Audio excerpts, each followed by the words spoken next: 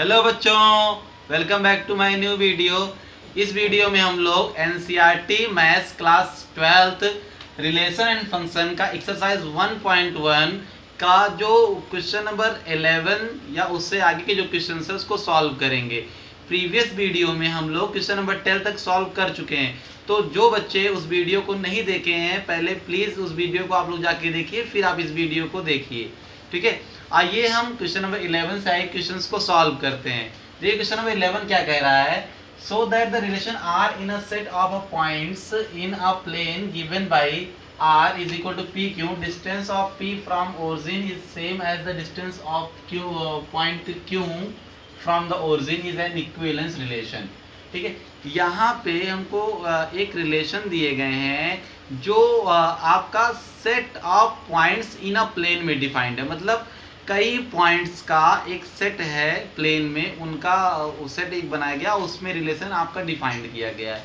वो रिलेशन किस तरह से डिफाइन किया गया है, वो रिलेशन देखिए किस तरह से डिफाइन किया है। पी कामा क्यू, इसमें जो दो पॉइंट्स हैं पी और क्यू, वो इस प्रकार हैं कि जो उनका ओरिजिन से डिस्टेंस है, मतलब मूल बिंदु से जो उसका डिस्टेंस है वो डिस्टेंस क्या है, सेम है।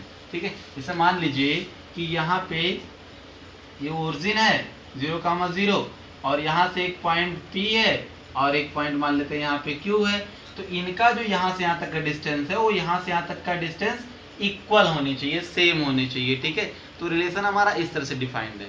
सेट में डिफाइंड, कौन से सेट में डिफाइंड है, set of all points in a plane. ठीक है, तो उस सेट में डिफाइंड है। समझ में आ रही है कि दो पॉइंट्स आपके पास होंगे और दोनों पॉइंट्स जो होंगे ओरिजिन से सेम डिस्टेंस पे होने चाहिए। ठीक, और इस रिलेशन को हमको शो करना है कि ये इक्विवेलेंस रिलेशन है, मतलब ये तुल्यता संबंध है। मतलब वो रिफ्लेक्सिव भी होनी चाहिए, सिमेट्रिक भी होनी चाहिए और ट्रांजिटिव भी होनी चाहिए। ठीक है, ओके, तो आइए स्टार्ट करते हैं। पहले प्रूव करते हैं ये इक्विवेलेंस रिलेशन कैसे है। ठीक है, given relation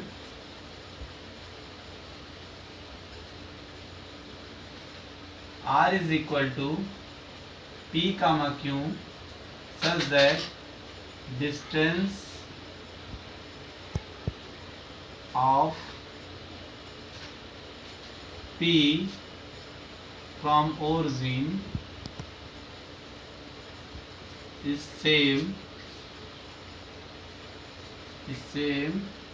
as the distance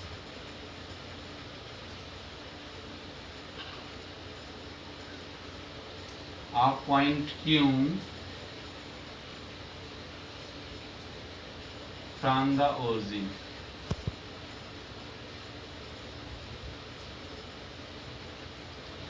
सबसे पहले जो रिलेशन दिए रहेंगे उस रिलेशन को आप लोग लिख लेंगे। ठीक है, अब आप बारी बारी से चेक करेंगे कि ये रिफ्लेक्सिव, सिमेट्रिक, ट्रांजिटिव है या नहीं है। ठीक, तो सबसे पहले R इज रिफ्लेक्सिव, R आपका रिफ्लेक्सिव है।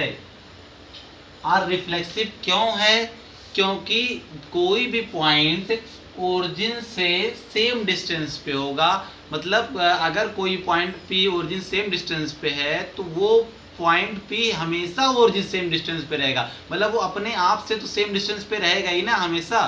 तो आप कह सकते हैं as point P is the same distance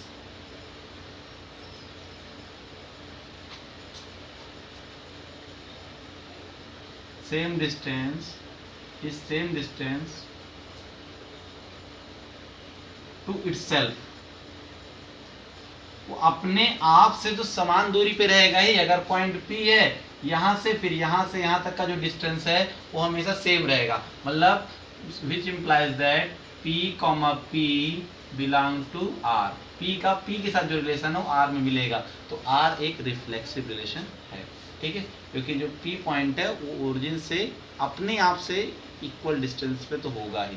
ठीक, अब आइए हम चेक करते हैं ये सिमेट्रिक रिलेशन है या नहीं है। तो let P, Q belong to R।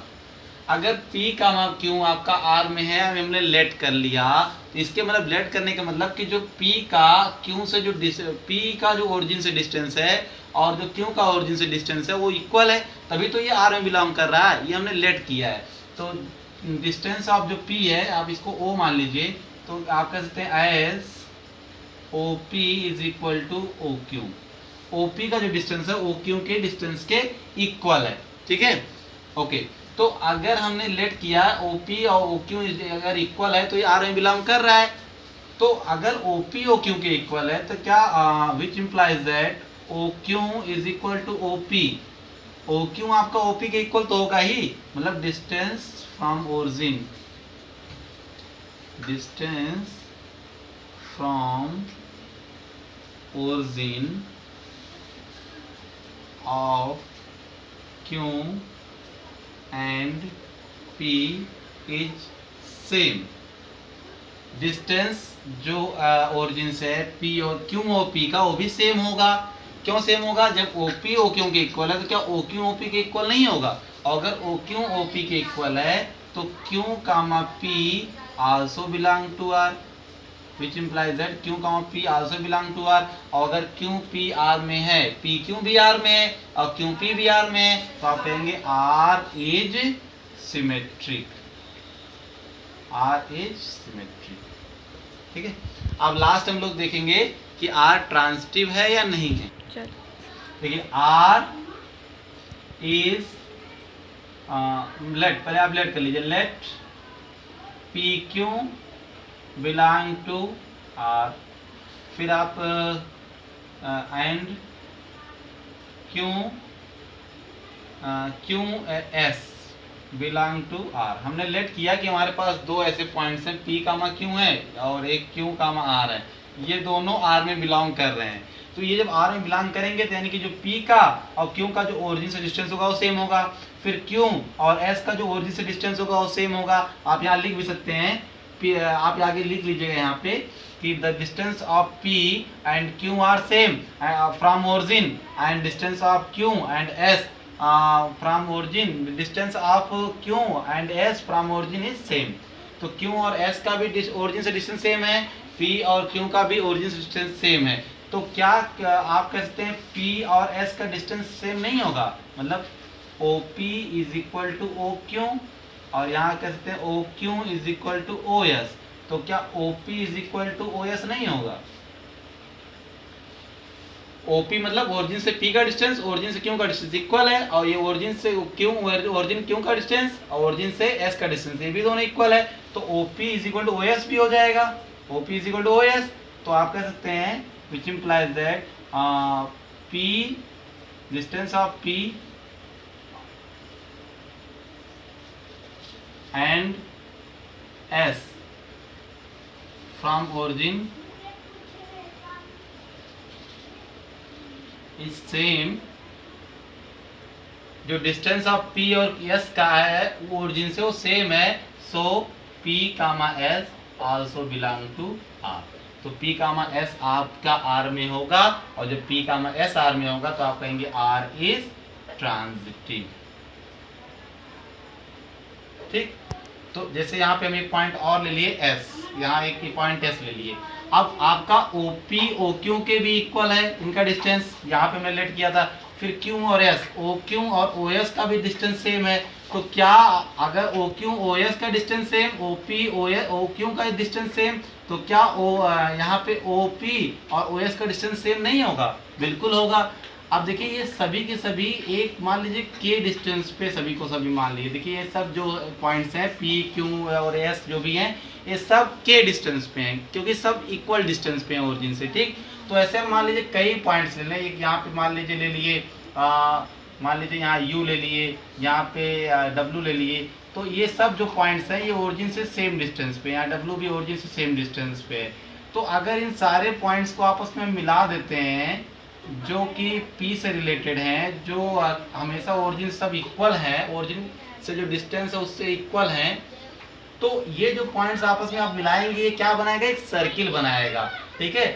यहाँ पे जितने भी पॉइंट्स आपको मिलेंगे जो ओरिजिन से सेम डिस्टेंस पे होंगे वो सब के सब क्या बना लेंगे, सर्किल बना लेंगे। तो यहाँ पे आगे देखिए क्या था, further so that the set of all points related to P, जो पी से रिलेटेड जितने भी पॉइंट्स हैं वो सब के सब क्या है, एक सर्किल बनाएंगे। क्या बनाएंगे, देखिए सर्किल ये बना रहा है और ये सब के सब कहाँ से ये पास हो रहे हैं, पी से पास हो रहे हैं, ठीक है। और इनका सेंटर क्या है, इनका सेंटर है ओरिजिन। तो आप लास्ट में लिखेंगे कि all the points which is related to P, all the points related to P are same distance from origin form a circle, एक सर्किल को फॉर्म करता है जो पी से रिलेटेड है, ठीक है।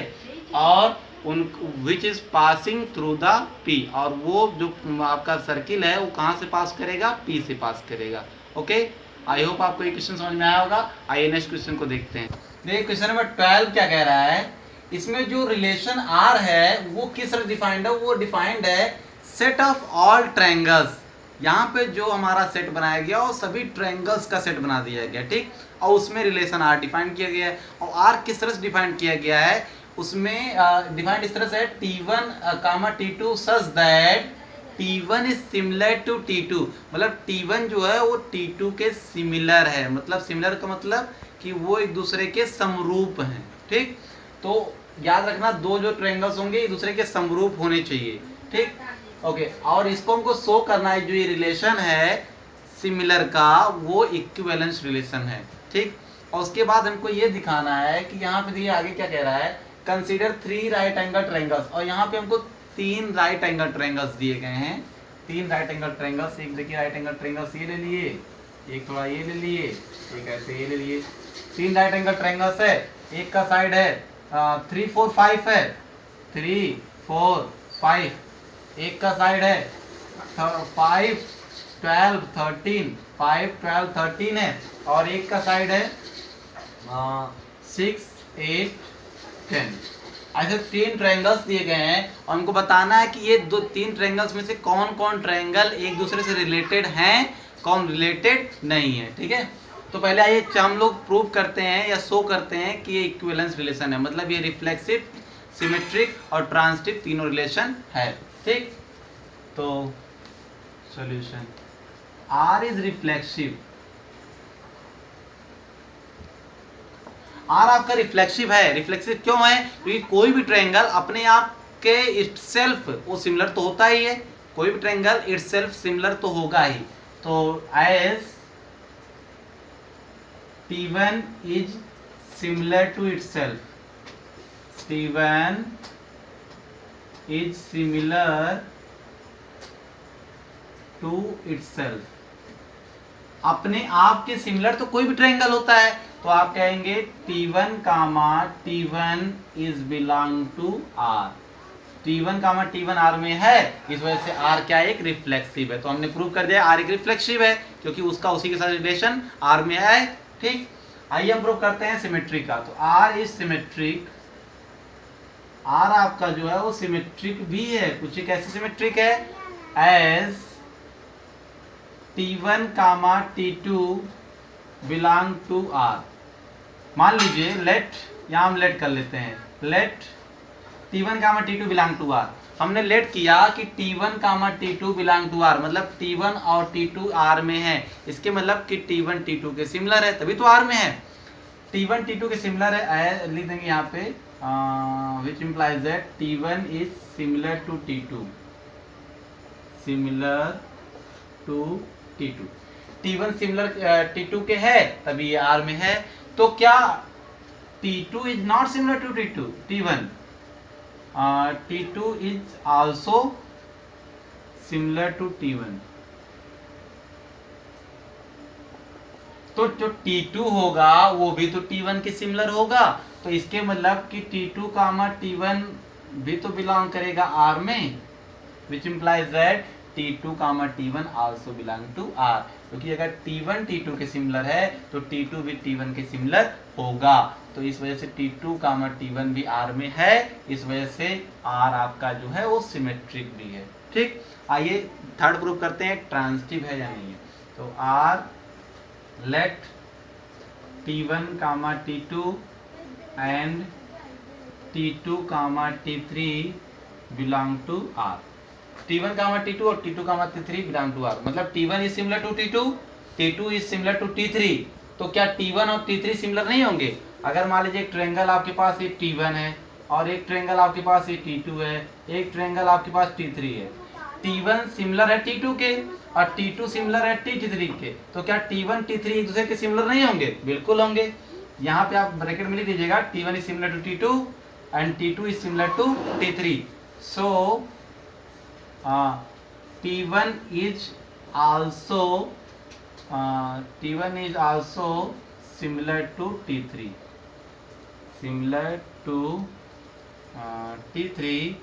which implies that T1 comma T3 belong to R.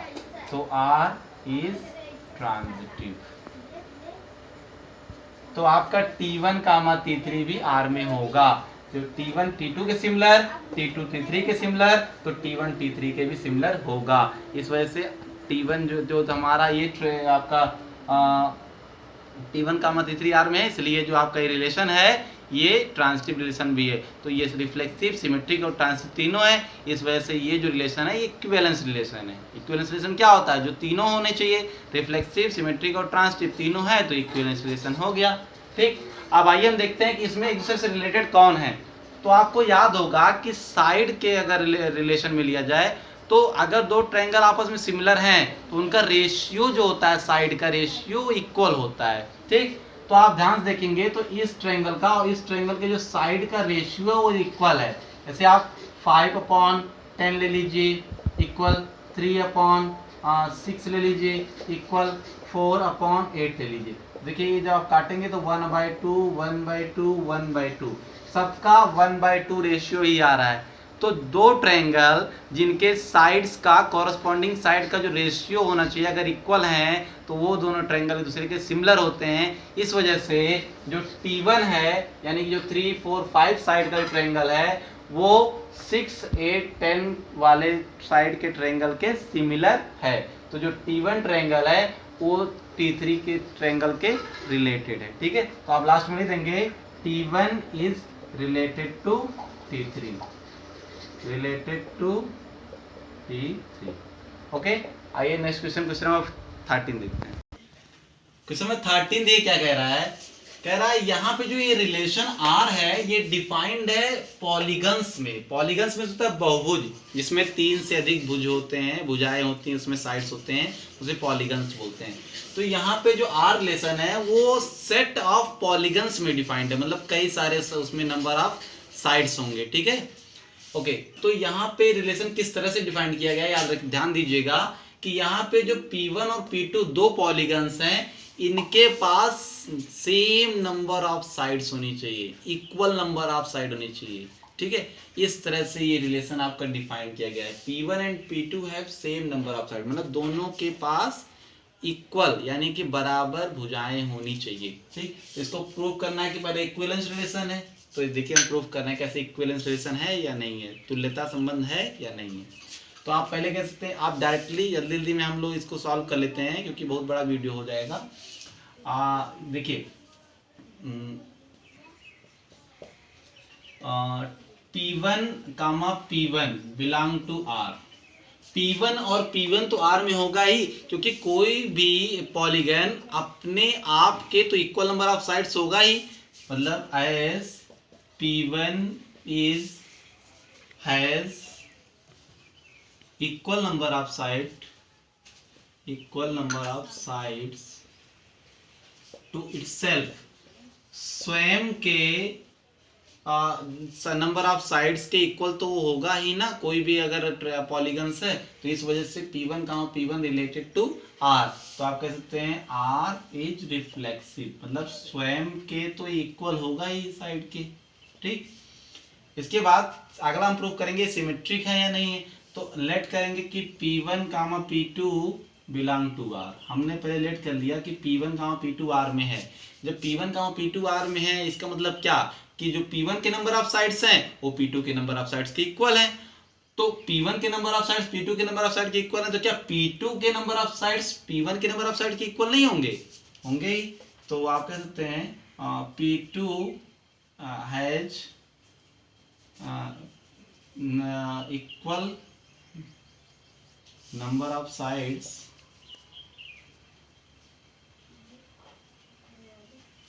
to P1. So P, which implies that P2 comma P1 also belong to R. अगर P1 comma P2 R में है तो P2 comma P1 भी R में होगा, इस वजह से R is symmetric. ठीक है, क्योंकि अगर P1 P2 के पास नंबर ऑफ साइड्स इक्वल हैं तो P2 P1 के पास भी नंबर ऑफ साइड्स इक्वल होंगे, और इस वजह से अगर A कामा B R में है, B कामा तो और B कामा A भी आपका R में है तो R तो सिमेट्रिक होगा ही. ठीक, आगे हम प्रूव करेंगे ट्रांजिटिव है या नहीं है. तो हम रिलेट करेंगे P1 comma P2 belong to R and P2 comma P3 belong to R. हम पहले मान लिए कि P1 कामा P2 R में है, तो इसके मतलब P1 और P2 के नंबर ऑफ साइड्स इक्वल हैं. मतलब number of P1 is equal to number of P2, ये इक्वल है साइड्स. ठीक, इसको हम ऐसे डिनोट कर दे रहे हैं. आप आगे इंग्लिश में लिख भी सकते हैं number of sides of P1 is equal to number of sides P2. और यहाँ P2 P3 भी R में है, इसके मतलब P2 और P3 के भी नंबर ऑफ साइड्स इक्वल हैं. तो नंबर ऑफ P2 के जो साइड्स हैं वो इक्वल है नंबर ऑफ P3 के साइड्स. तो इसके मतलब कि number of P1 is equal to number of P3, इन दोनों के भी साइड्स इक्वल होंगे. इस वजह से P1 comma P3 also belong to R. P1 comma P3 R में तो होगा ही, क्योंकि जब आपका P1 P2 के साइड्स के इक्वल था, P2 P3 के इक्वल था, तो P1 P3 के इक्वल तो होगा ही. इसके मतलब P1 कामा P3 R में है, और इस वजह से R इज ट्रांजिटिव. R आपका ट्रांजिटिव रिलेशन है. तो आप लास्ट में लिखेंगे R is an equivalence relation because R is reflexive, symmetric and transitive. R एक तुल्यता संबंध है क्योंकि ये स्वतुल्य, संक्रमक और सममित तीनों संबंध है. ठीक है, लास्ट में यहाँ पे क्वेश्चन कहा गया है what is the set of all elements in A related to the right angle triangle T with side A. यहाँ पे एक राइट एंगल ट्रायंगल दिया गया है 3, 4, 5. तो इससे कौन से आपके एलिमेंट्स रिलेटेड होंगे. तो आप याद रखिए, अगर यहाँ पे 3 साइड हैं तो ये ट्रायंगल है, तो इससे केवल वही रिलेट करेगा जिसके पास नंबर ऑफ साइड 3 ही होंगे, और नंबर ऑफ साइड केवल ट्रायंगल के पास होते हैं. इस वजह से ये जो ट्रायंगल है राइट एंगल ट्रायंगल, इससे रिलेटेड सारे ट्रायंगल्स हो जाएंगे. मतलब आप कहेंगे कि all the triangles are related to right angle triangles. All the triangles are related to right angle triangles T with side 3, 4, 5. क्योंकि इसके पास भी 3 साइड हैं और सारे ट्रायंगल्स के पास भी 3 साइड होते हैं, और यहाँ नंबर ऑफ साइड इक्वल होने से ही रिलेटेड था.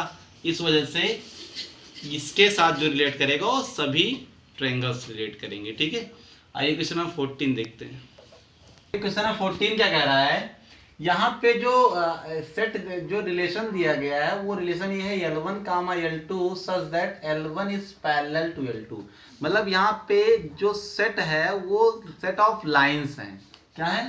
Set of all lines in XY plane. XY planes में जितने भी लाइंस होते हैं उनका सेट बना दिया गया है, मतलब कई लाइंस का सेट है. और रिलेशन इस तरह से डिफाइंड है कि L1 और L2 ऐसे हैं सच दैट कि L1 is parallel to L2, मतलब लाइन L1 L2 के पैरेलल है. तो ये बहुत इजी क्वेश्चन, इसको आप खुद ही लिख लीजिएगा, बस हम ऐसे एक्सप्लेन कर दे रहे हैं. ठीक है, ध्यान दीजिए, L1 is parallel to L2. L1 और L2 दोनों दूसरे के पैरेलल है, ये रिलेशन है, हमको प्रूव करना है. So that R is an equivalence relation. R is an equivalence relation मतलब R एक तुल्यता संबंध है. तो आप पहले रिफ्लेक्सिव दिखाएंगे, तो कोई भी लाइन अपने आप के तो पैरेलल होता ही है, तो इसके मतलब ये रिफ्लेक्सिव रिलेशन है. ठीक, फिर आप लेट करेंगे L1 L2 R में है, तो यानी कि L1 और L2 एक दूसरे के समांतर होंगे, पैरेलल होंगे, तब तो R में होंगे. तो क्या L2 L1 के समांतर नहीं होगा? बिल्कुल होगा. अगर आप कहेंगे let L1 comma L2 belong to R, तो L2 कामा L1 भी R में आपका होगा. क्यों होगा? क्योंकि अगर L1 L2 के पैरेलल है, तो अगर L1 L2 के पैरेलल है तो L2 भी L1 के पैरेलल होगा। इस वजह से ये सिमेट्रिक रिलेशन भी है। ठीक, आगे लास्ट आप दिखाएंगे ट्रांजिटिव रिलेशन, संक्रमक। तो संक्रमक के लिए तीन आप दो पहले आप लेट करेंगे, L1 और L2 R में है, फिर L2 L3 R में है। तो क्या L1 L3 भी R में नहीं होगा? अगर L1 L2 R में है, L2 L3 R में है, तो यानी कि L1 L2 के पैरेलल है, L1 L2 के पैरेलल है, फिर L2 L3 के पैरेलल है। तो क्या L1 L3 के पैरेलल नहीं होगा? बिल्कुल होगा। तो आप लिखेंगे लास्ट में L1 is parallel to L3, so L1 L3 is also belong to R, so R is transitive। R transitive भी हो गया, यानी कि संक्रमक भी हो गया। तो इस वजह से R एक तुल्यता संबंध होगा, क्योंकि ये रिफ्लेक्सिव, सिमेट्रिक और ट्रांजिटिव तीनों है। लास्ट में इसके आगे और क्वेश्चन पूछा गया है। क्या पूछा गया है? Find the set of all lines related to the lines. ये यहाँ पे हमको पता करना है कि इस लाइन से रिलेटेड और लाइन का सेट पता करना है। ठीक, तो यहाँ पे हमारे पास था पैरेलल रिलेशन थे। तो आपको पता है कि अगर दो लाइन पैरेलल होते हैं तो उनका जो स्लोप होता है वो इक्वल होता है। स्लोप मतलब प्रवणता इक्वल होता है, मतलब m1 is equal to m2। उनका जो प्रवणता होता है इक्वल होता है, आप क्लास 11th में पढ़े थे। ठीक, तो यहाँ पे जो लाइन दी गई है y is equal to 2x plus 4, यहाँ पे ये होता है, देखिए y is equal to mx plus c, ये लाइन का इक्वेशन होता है। तो ये क्या है? इसका स्लोप है, और यहाँ पे स्लोप कितना है? 2 है। तो अगला जो लाइन होगा इसके जो पैरेलल होगा उसका भी स्लोप 2 ही होना चाहिए। ठीक, तो आपका जो और लाइंस का सेट हो जाएगा वो क्या हो जाएगा? y is equal to 2x plus यहाँ लिख दीजिए c, जहाँ पे c क्या होना चाहिए? Real number. आप कुछ भी ले लीजिए, रियल नंबर। अगर यहाँ पे c की जगह 1 2 3 4 रखते चले जाएंगे तो आपको इसी के पैरेलल लाइंस मिलता चला जाएगा, क्योंकि पैरेलल लाइंस में स्लोप इक्वल होता है। तो हमको यहाँ पे 2x था तो यहाँ 2x लेना ही पड़ेगा। y is equal to mx हो गया। बस यहाँ 4 की जगह पे हम यहाँ 3 भी रख सकते हैं, 2 भी रख सकते हैं, 1 भी रख सकते हैं। तो इस तरह से हमको नई नई लाइन मिलती चली जाएगी जो पहली इस वाली लाइन के पैरेलल होगी। ठीक है, तो आप लास्ट में लिखेंगे कि ये जो लाइन होगा y is equal to 2x plus c, ये होगा set of all lines which is parallel to this, जो इसके पैरेलल है। ठीक है, आइए क्वेश्चन 15 और 16 को भी देख लेते हैं। देखिए क्वेश्चन 15 और 16 दोनों ऑब्जेक्टिव टाइप क्वेश्चन है, इसको जल्दी से ध्यान से देखिए। देखिए यहाँ पे जो रिलेशन है वो डिफाइंड है 1 2 3 4, ये आपके 4 एलिमेंट्स हैं एक सेट में, इसमें डिफाइंड है। ये रिलेशन है 1 2 2 2 1 1 4 4 1 3 3 3 3 2। ठीक है, और यहाँ पे बताना है यहाँ से इसमें कौन सा ऑप्शन सही है। तो आप ध्यान दीजिएगा, तो यहाँ पे 4 एलिमेंट्स है 1 2 3 4, तो यहाँ 1 1 भी है, 2 2 भी है, 3 3 भी है और 4 4 भी है। देखिए 1 1 2 2 3 3 4 4, यानी उसका उसी के साथ रिलेशन है। इस वजह से ये तो पहले रिफ्लेक्सिव है ही। ठीक, अब आइए चेक करते हैं ये सिमेट्रिक है या नहीं है। देखिए 1 2, तो क्या 2 1 कहीं है? यहाँ पे 2 1 2 तो 2 1 कहीं है? 2 1 नहीं है, इस वजह से सिमेट्रिक नहीं है। ठीक, फिर आइए चेक करते हैं ट्रांजिटिव है या नहीं है। देखिए 1 2 और 2 2, तो 1 2 है। फिर यहाँ देखिए 1 3 और 3 3, तो 1 3 भी है। तो ये जो रिलेशन है ये ट्रांजिटिव रिलेशन भी है। ठीक है, तो ये रिफ्लेक्सिव और ट्रांजिटिव दोनों है, बट सिमेट्रिक नहीं है। ठीक है, इसमें देखिए R be the relation in the set n given by, यहाँ पे जो रिलेशन आर दिया गया है वो नेचुरल नंबर में दिया गया है, मतलब प्राकृतिक संख्या में दिया गया है। और ये ए का भी इस तरह से है कि a is equal to b minus 2, और b जो है यहाँ पे 6 से छोटा है। तो अगर आप यहाँ पे b की जगह पे 3 रखते हैं या 2 रखते हैं, मान लीजिए b की जगह पे आप यहाँ 2 रखते हैं b की जगह पे, तो 2 में से 2 जाएगा 0 होगा। a की वैल्यू कितनी आ जाएगी? 0। a की वैल्यू 0 और b की वैल्यू यहाँ पे हमने रखा 2। ठीक है, अगर आप यहाँ 0 का मतलब इसमें था ही नहीं। ठीक, अगर आप b की वैल्यू 4 रखते हैं तो 4 माइनस 2 कितना होगा? 2। तो b की वैल्यू अगर आप 4 रखते हैं और b यहाँ पे 4 में से अगर 2 जाएगा तो a की वैल्यू 2 आ जाएगी। तो 2 का 4 आपका r में है। ठीक, अगर आप b की वैल्यू यहाँ पे 8 रखते हैं, 8, तो 8 में से 2 जाएगा 6, तो a की वैल्यू 6, तो ये भी आपका मिल जाएगा। सॉरी, यहाँ पे शायद मिस्टेक हो गया है, 1 सेकेंड, सॉरी मिस्टेक हो यहाँ पे होगी। यहाँ पे जो b की वैल्यू है वो 6 से बड़ी है, छोटी नहीं है। b की वैल्यू 6 से बड़ी होगी, तो ये b की वैल्यू यहाँ 4 है, तो ये तो होगा ही नहीं ऑप्शन, ये रॉन्ग ऑप्शन है, क्योंकि b की वैल्यू यहाँ पे 4 है। यहाँ बी की वैल्यू 8 है। 8 अगर आप यहाँ रखते हैं 8 में से 2 जाएगा 6 बचेगा, यहाँ 6 नहीं है तो ये भी ऑप्शन रॉन्ग है, ये भी गलत है। अगर आप यहाँ पे b की जगह पे आप 8 रखते हैं तो 8 में से 2 जाएगा, क्या हो जाएगा, a की वैल्यू 6, तो ये ऑप्शन करेक्ट है। यहाँ पे अगर आप b की वैल्यू 7 रखते हैं 7 में से 2 जाएगा 5, तो यहाँ 5 होना चाहिए, ये नहीं है। इसके मतलब जो ऑप्शन नंबर सी है वो सही है, क्योंकि यहाँ पे रिलेशन में आपका अगर आप b की जगह पे 8 रखते हैं तो a की जगह पे 8 माइनस 2 6 आ जाएगा, ठीक। तो ये रिलेशन आर में बिलोंग करेगा। तो आई होप आपको एक्सरसाइज 1.1 समझ में आया होगा। Thank you for watching my video.